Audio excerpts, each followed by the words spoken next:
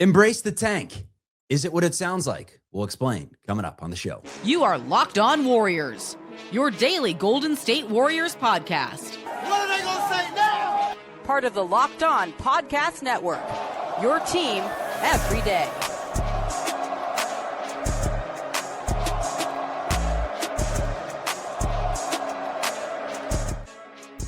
How we feeling, everyone? Welcome into Locked On Warriors. We are part of the Locked On Podcast Network, your team every day. Now the #1 sports podcast network out there. You can check out the show on YouTube and wherever you get your audio podcast. Here to tell you that today's episode is sponsored by FanDuel. The winter games are on, and there's no better way to follow than with a bet on FanDuel. FanDuel, play your game. I'm the host of the show. My name's Charlie Walter, joined today by Matt Kolsky, who I don't know whether to say fortunately or unfortunately missed the San Antonio Spurs game because, frankly, with the circumstances, it was actually a pretty fun game. It was a pretty valiant effort.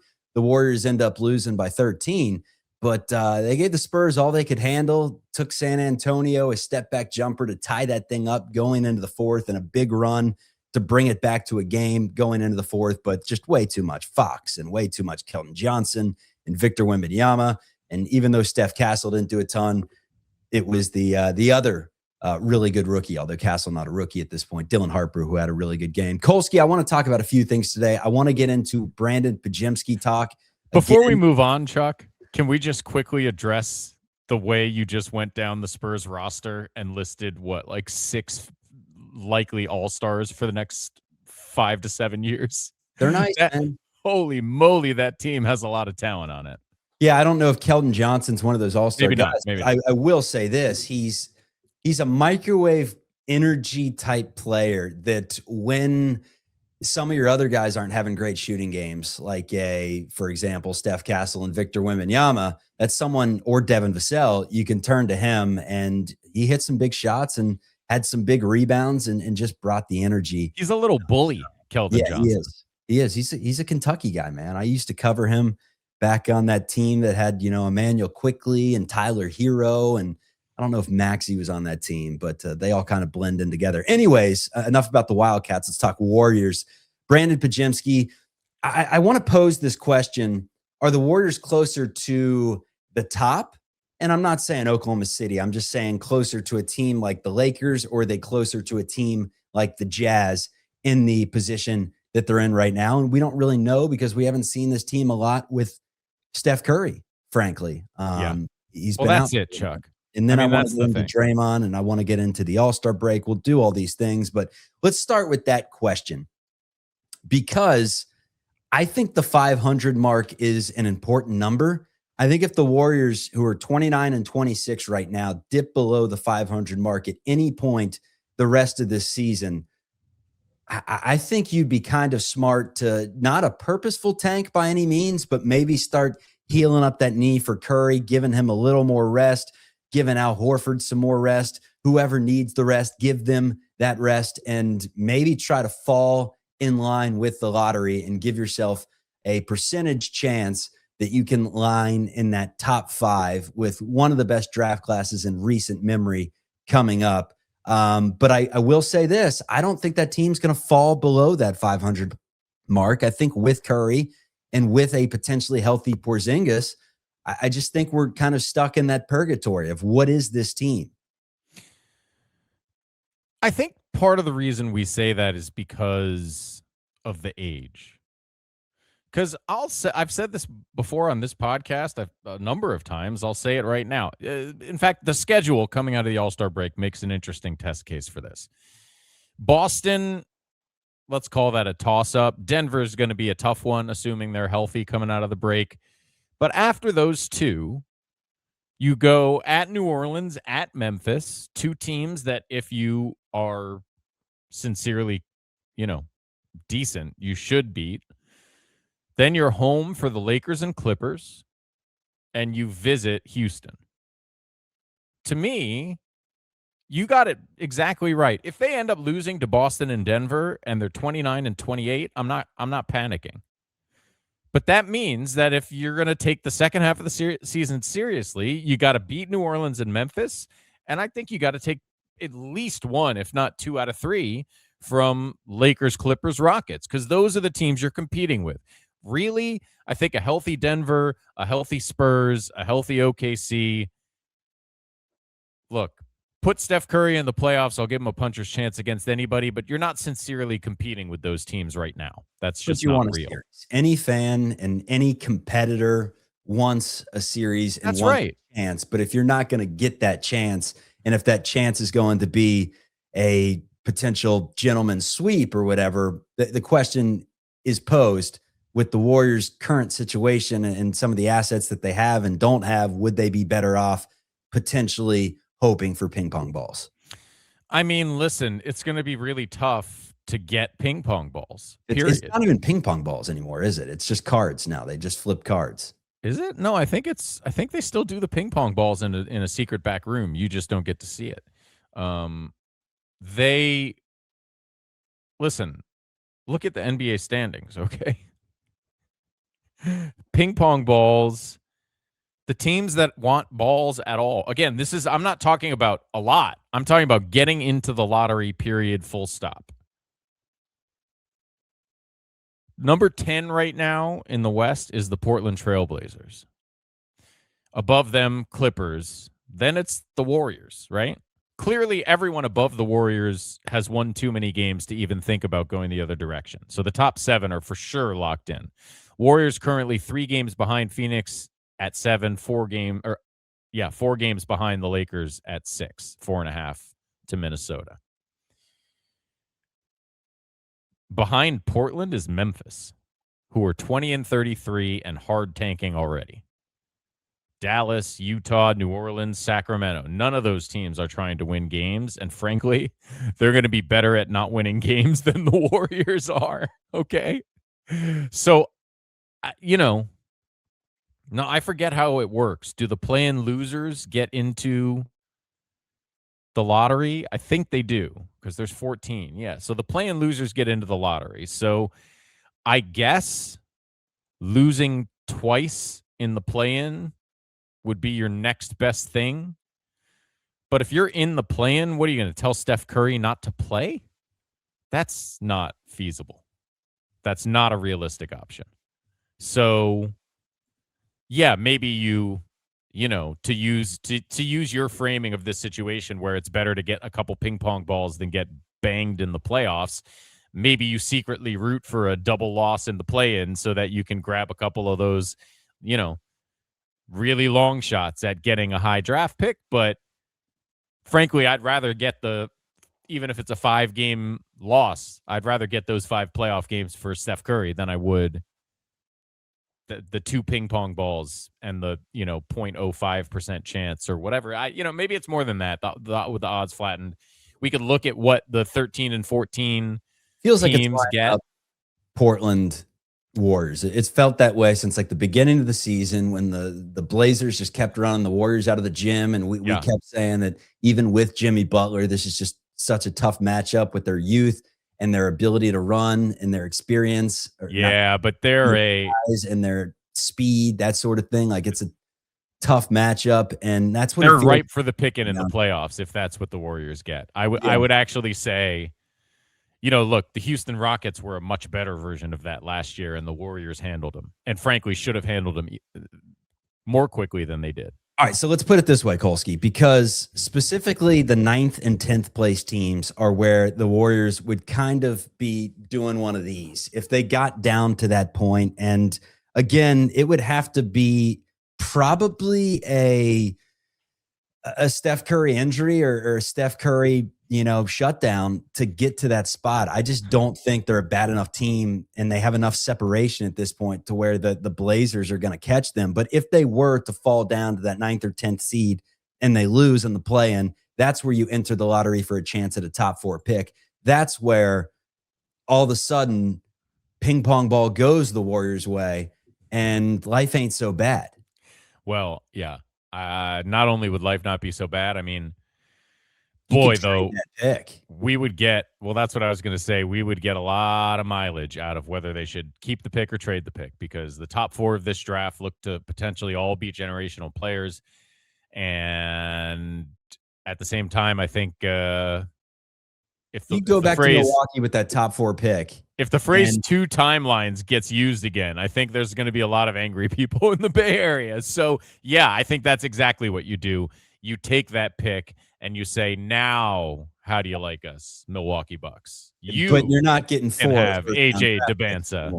Yeah, you're just getting this top 5 pick, and you're also getting one other first-round pick and Jimmy Butler. And that's take it or not, because you're not getting fleeced out of 4. Well, again, I think ideally guaranteed top 4. Yeah, I think ideally it'd be Draymond, but yes, you're right. You that's what you do.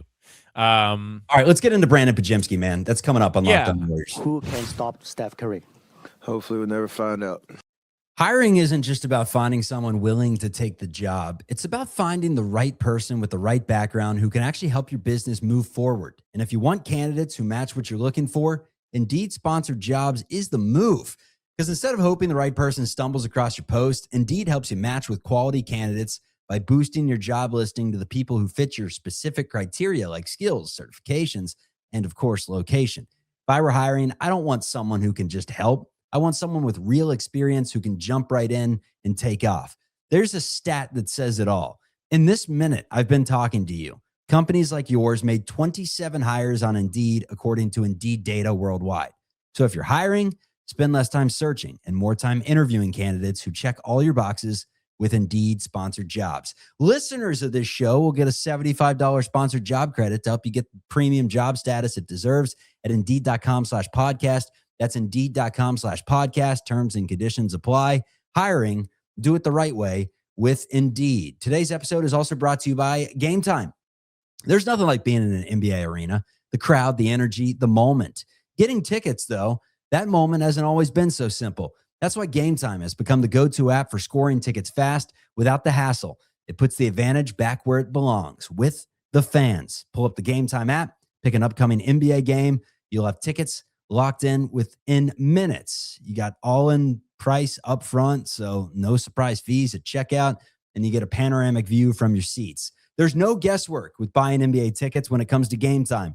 Download the Gametime app, create an account, and use code LOCKEDON for $20 off your first purchase. That's code LOCKEDON for $20 off. Download the Gametime app today, and remember, it's gametime.co, not .com. All right, back to the show. And, buddy, stop trying to dribble the ball. All right, Kolsky, Brandin Podziemski, who had a very good start against the San Antonio Spurs to the point where you felt like he was kind of riding a little bit of a heat check. Every time he got it, he was aggressive. He was looking for a shot. He was hitting that baseline fadeaway that we've seen. He was stepping into threes and knocking them down. And unfortunately, the fourth quarter for Brandin Podziemski was not a thing of beauty. He was throwing up bricks. He was seeing ghosts of Victor Wembanyama even when he was not on the floor. The shots seemed rushed. They seemed forced to a certain degree. Meanwhile, you had a guy sitting on the bench that was a plus 17 in De'Anthony Melton. There's the minutes restriction factor. He went just over 24 and hit 25 minutes. But the question has to be posed at this point.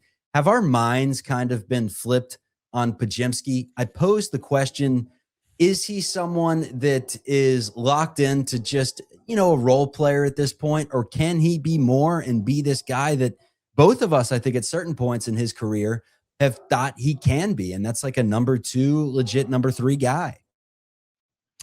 I would like to say for the record, I would never have said that Brandin Podziemski could be a number 2 guy on a good team, and I doubt I even would have said he could be a number 3 guy on a. You flirted with the Brunson take. That he was a poor man's Brunson, perhaps. That might be the ceiling. And honestly, I don't know if Brunson's the right comparison. Brunson's a born scorer. Podziemski is to me, he's a poor man's Manu Ginobili more than a poor man's Brunson. I always called him Manu, yeah. Yeah, and I jump and cram like Manu, and Manu was strong and well, it's a pretty poor man is where I was going with this. Like at this point, it's a dead broke man. But that's the style of player where I think his talents do shine through the most, is like the do it all. And look, Manu could go for 40. I don't know how many times he did it, but with Podziemski, it's less go for 25, 30 than it is go for 18 with 9 rebounds and 5 assists and a drawn charge and etc. And I still think that's what the ceiling is. Now, the ceiling of that type of player is Manu Ginobili, and I think it's increasingly obvious that he's not going to ever be that. I think, to your point, he's not the athlete that Manu was by any stretch. But he does have the same kind of basketball brain, which is a helpful player more often than not. And I don't think he was an unhelpful player last night. He was a guy cast because of injuries and trades and decision-making from the coaching staff, a guy cast in a role that probably is too big for him.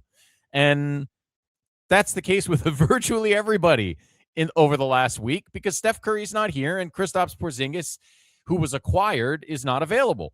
So, and I would say this about the Porziņģis trade, and this affects Podziemski, this affects Moody, this affects the entire roster. The guy is not under contract after this season. And yes, he has an extensive injury history, but the messaging continues to be, we have the best medical staff. We've done our due diligence. We expect to see him on the floor after the All-Star break, essentially. I don't know that they've specifically set a date, but that's the basic idea from what they're saying.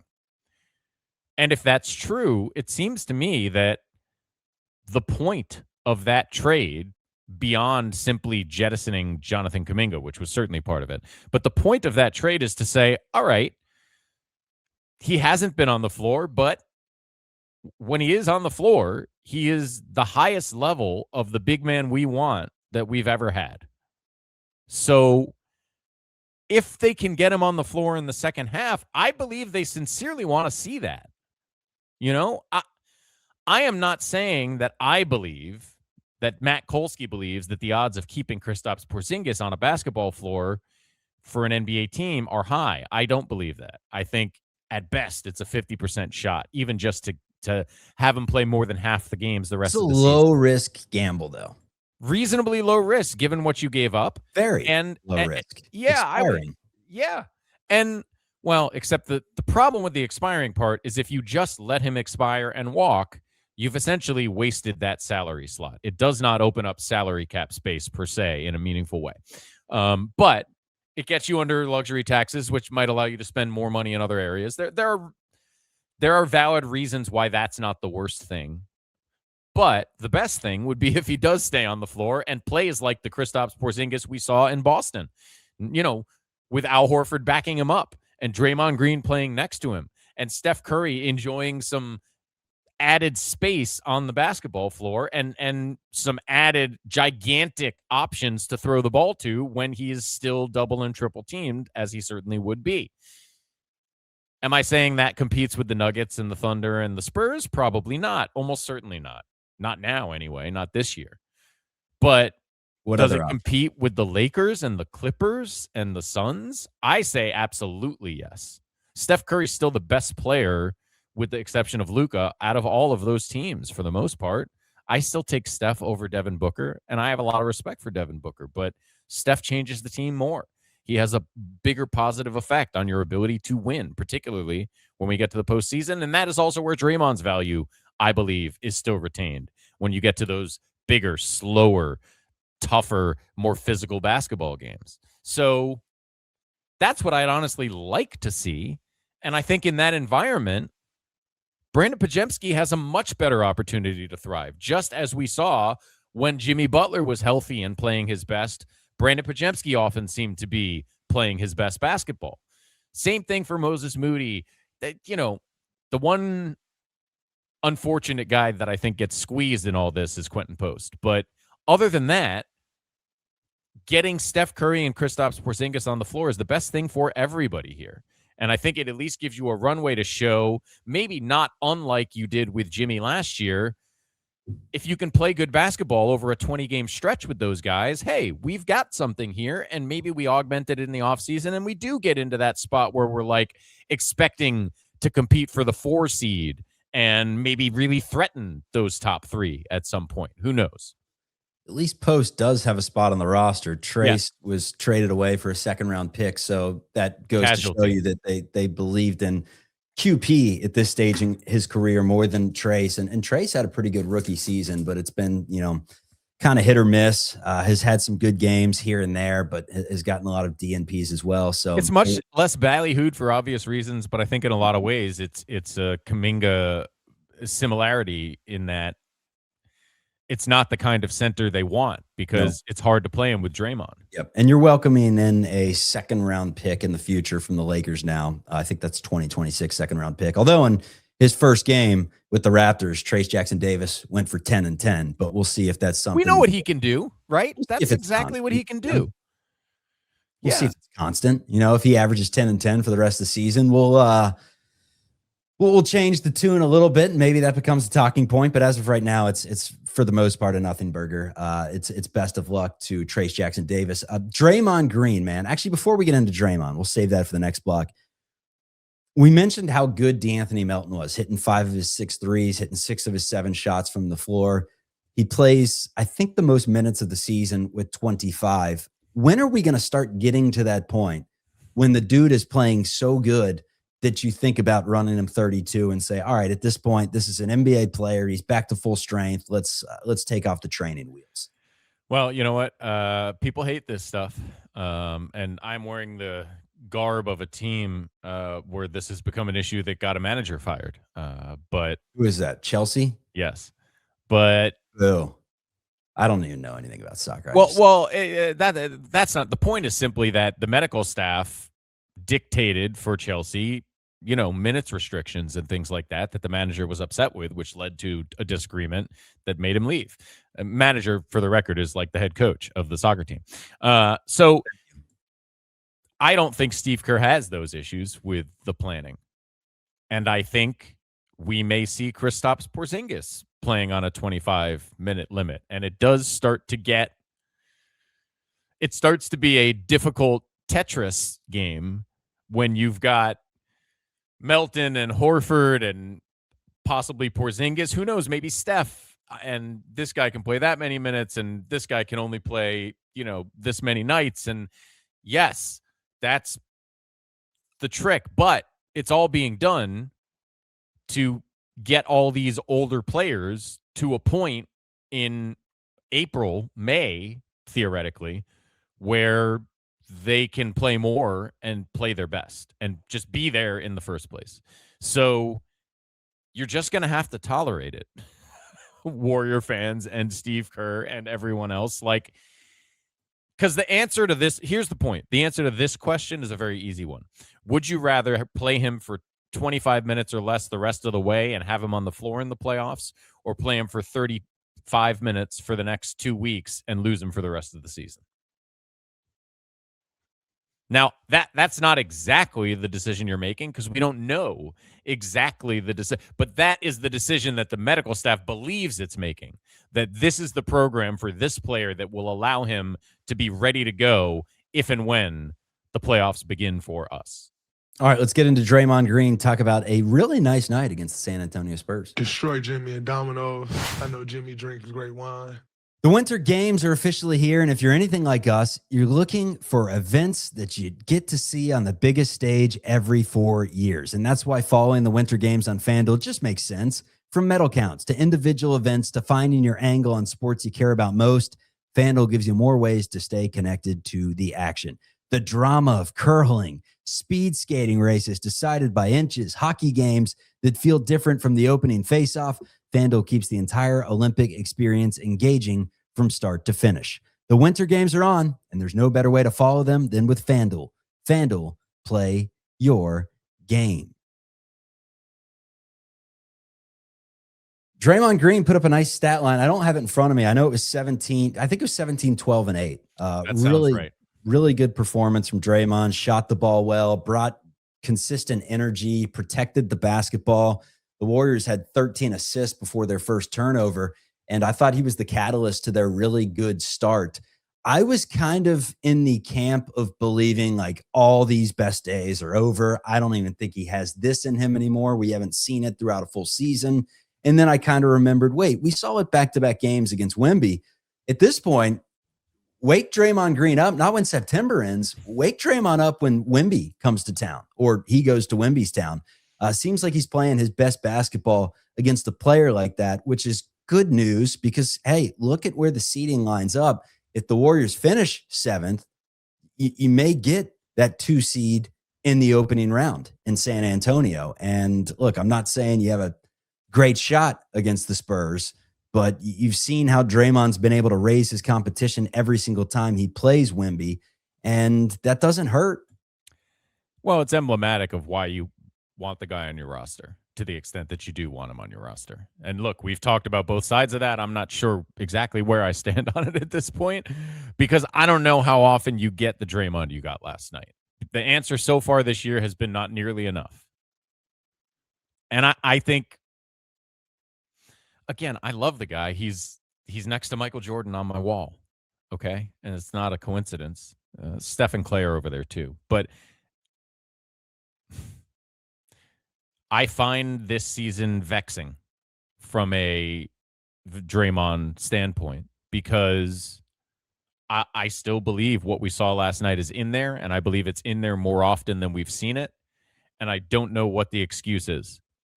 Other than, he's just seen it all, and he can't get it up for the average game. But I'm not sure that's sufficient, especially when the team has struggled so often in the ways that it has.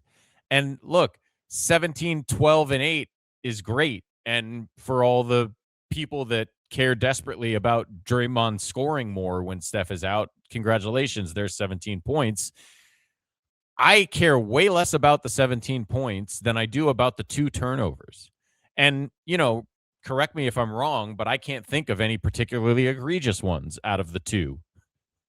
I can't think of either of them being some of his silly throwaways. He played responsible basketball. And like you said, and like I've always said with him and with Steph, because Steph is just as guilty, or at least close, you set the tone.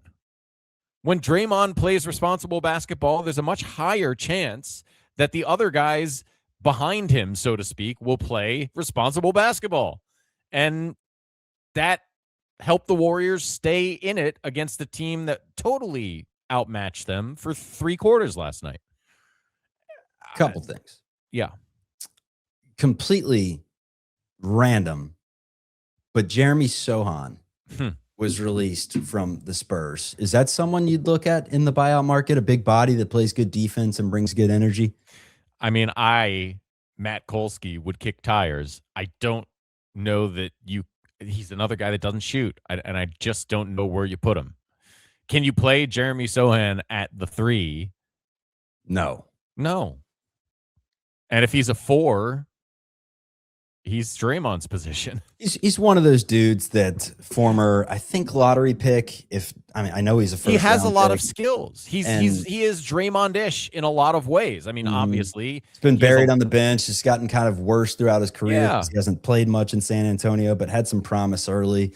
You take a waiver on him. That would be the reasoning there. But I think if I'm him, I'd rather take an offer from the Washington Wizards or the Indiana Pacers right now, who are trying to tank and would probably play anybody. By the way, breaking earlier, Jaren Jackson Jr. is out for the season, getting some surgery on his left knee. I'll tell you what, and I'm sure it has something to do with the knee and isn't just a clear tank, but the Jazz, even their fans are just like, no, we've been tanking 3 straight years now of tanking. I came out with a story and basically said, what the hell are the Jazz doing getting Jaren Jackson Jr.? Do they really think this rebuild's ready to go and that they're going to give up 3 first-round picks to win next year? And everyone seems to think that the Jazz are just loaded and extremely talented and ready to go, and they've just been tanking for the last 3 years every single game. And I'm like, what a mindset to have. Let's just lose basketball games over and over and over. We'll bring in Jaren Jackson Jr. and all is fixed. And now surgery. Well, that's tanking. That's part of the tanking. But we'll have to do this a different show because we're out of time. But I will just preview for you that my take is that the Jazz, if he needs knee surgery, God bless. But I think what they've done over the last few games is actually the right way to handle this. And that the best thing to do is for the NBA to embrace this mode of playing your players for 3 quarters and then giving the kids a shot in the 4th and hoping you lose. I legitimately think that is the answer to the tanking quandary. And if I'm a fan, show your fans you're competitive. Hey, we had the lead. Yeah, you Warriors paid for your ticket. Yeah, we had the lead with Melton. You paid for your ticket. You get to see Lauri Markkanen. You get to see Jaren Jackson Jr. Look, they each had 25-plus points in 3 quarters. Now it's Bryce Sensabaugh's turn. And you know what? If he wins one, so be it. But more often than not, we hope he'll lose.